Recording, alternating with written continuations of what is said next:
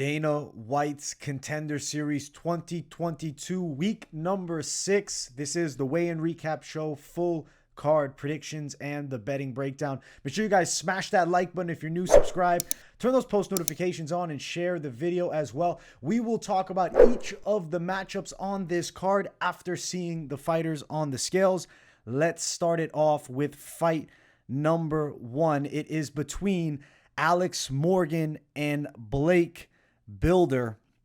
I am picking the chess master, Alex Morgan, to win the fight. He's a pretty solid Canadian prospect. He's got a well-rounded game. Started off more so grappling, but he's developed a pretty quality kickboxing style. He keeps his hands up well and defends shots at a high level. I would say he's a pretty patient fighter. He's on a quality 2-fight win streak. You look at the loss, it was against Charles Jourdain before the UFC. What's that, nearly 4 years ago? 3 years and 8 months. He got submitted. He also has a win over TJ Laramie.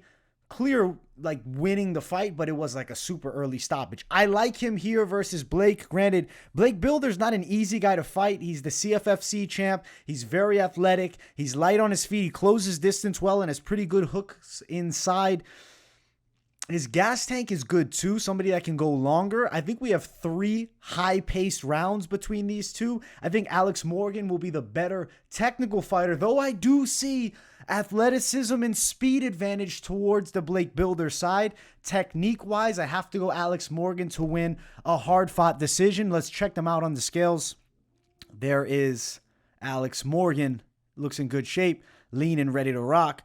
There is Blake Bilder. He's got the flow going for himself.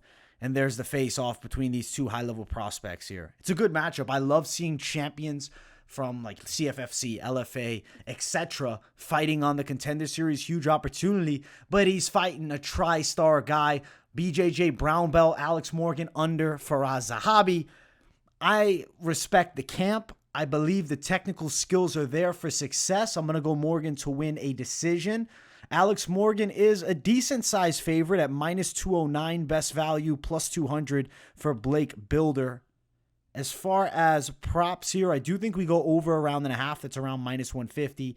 Over 2.5 is sitting at plus money, especially with the Contender Series. You expect them to bring it, but I feel like it could go longer here, but possibility of finish, the prospect of a finish, I really feel like is always higher in the Contender Series because of what's at stake, but I still feel like this matchup could go the full 3. Morgan to win by a decision. I don't like that prop, but it is plus 285. Not a terrible money line, but it is a competitive fight. I like Morgan for the win, but I would say a little wide. I could see these lines being a bit closer, but we're going Alex Morgan by a decision over the CFFC champ, who's game as hell, and I do think it's a very competitive matchup. Next fight, ladies going after it. Victoria Dudakova versus Maria Silva. I like Maria Silva to win here. This is her second shot on the Contender Series. You look at the first one, it was a fight against Catherine Paparaki, who went on to actually fight in the most recent season at Tough. And then you look at Victoria, I mean, not bad competition, 4-1, 10-6. The past few, I mean, when you dig way back, you're looking at debuting fighters, but 5-0 versus 8-0. The O has got to go here. I think Maria Silva's experience is a factor, being in the Contender Series previously, and I also think she's a bit of a savage. Pretty good pressure striking style. She's athletic with a Muay Thai base, but is very light in her feet and actually does move her head fairly well. She sets up her shots pretty good, feints. I do feel like physically strong, and she'll have a strength edge over Dudakova here, but Dudakova's a good fighter. Don't get me wrong. She's a pretty athletic girl who's quick with her hands, will bang a bit, and has that killer instinct to go for it. In this matchup, she's fighting a technical and tricky girl. I think Maria Silva actually pulls off a submission in this fight. I could see her getting the back of Dudakova. Not going to be easy to do, though. Ultra competitive fight between two top-tier female prospects in the strawweight division. I like Silva's chances to get the win and earn herself a contract. Let's check them out on the scales. There is Dudakova. She looks good. There is Silva, looks good as well. Little bit of the size advantage towards Dudakova. I think because of the angle, it looks bigger than it really is. There's a few inches in height that favor her, but I think the Maria Silva side should get the hand raised. Now, as far as the lines for this fight, Silva is minus 240, Dudakova plus 230. women's matchup, prospects, unbeaten. Maybe not the smartest idea to throw down on a big favorite like Silva.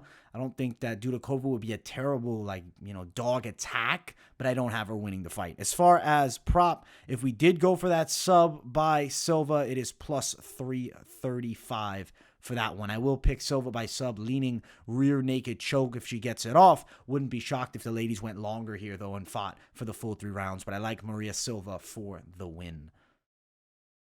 Next fight of the night. Rodrigo Lídio versus Mateusz Rębecki. I like Mateusz Rębecki a lot here, actually. I mean, as do the books. He's a wide favorite. But as far as the matchup goes, when I look at Lídio, I see him getting cracked with overhands and taken down. The way that he stands is super, this being Lídio, super upright and tall, kind of stiff even. He's like standing like this with his chin up, almost like his chin is as high as Andrew Tate's. Granted, he doesn't have the same kickboxing reflex, I don't believe. Granted, he's a fighter that's good. 12-2 is not a joke here. I mean, he's got to win his last one in the LFA. It was a clean knockout, lead hook. Mateusz Rębecki should probably look to get this fight on the floor. He's got a weird striking style too, though. I'll be honest, both these guys have flaws in their game. With Rębecki, he's ducking so much as he's closing distance for overhands. I just feel like when he gets to a certain level, that high kick is there to destroy him because he's slipping off the line and he's really leaning low, like right into a kick. I believe Lídio will look for high kicks. I think Rębecki should look to get it to the floor. He's a black belt in jiu-jitsu. He's shown a very quality top game, good strength from the top position. I like him as a prospect enough so to pick him. I say he wins the fight. I'm going to lean it towards ground and pound KO, TKO. Second round if I have to give you a Mystic Mac pick on that one. Looking at the scale, there is Mateusz, and there is Rodrigo. Rodrigo just looks like he's about to get touched up a bit. I don't know, that chin's high. I like Mateusz to win, man. I got him here, ground and pound TKO. Mateusz Rębecki, around minus 233 best value. Lídio, plus 210. Let's look at the KO TKO. Rębecki wins by KO TKO is sitting at plus 200. I believe ground and pound TKO is what we're going to see for him here. And potentially a contract because both guys bring entertaining styles. I just see the Lídio side taking the L in this one. We're going with Mateusz Rębecki to win, the Polish prospect in the lightweight division. Co-main event of the evening, Matěj Peňáz versus Sedriques Dumas. Listen, I'm going Dumas for the win, the Reaper. This kid's dangerous, in my opinion. I actually like his abilities a lot from what I saw. Tall kickboxer with a pretty good striking style from range, knockout power, pretty good dexterity in the legs. Physically strong, definitely good athlete.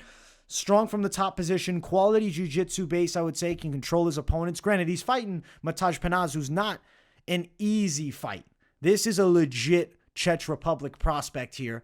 Wants to get in the UFC. He's tall as hell. He's about 6'4". He looks to be a few inches taller than Dumas. He was listed at 6'4", is when I transferred over centimeters to inches, but he could be upwards of 6'5". We'll pull up the scale real quick and look at them here. There is our guy, Matěj, and then there is Sedriques, and there's the face-off.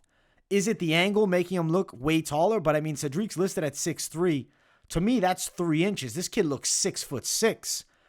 Granted, could be he's Sedriques only 6'2", his opponent's 6'4", which, makes reasonable sense here.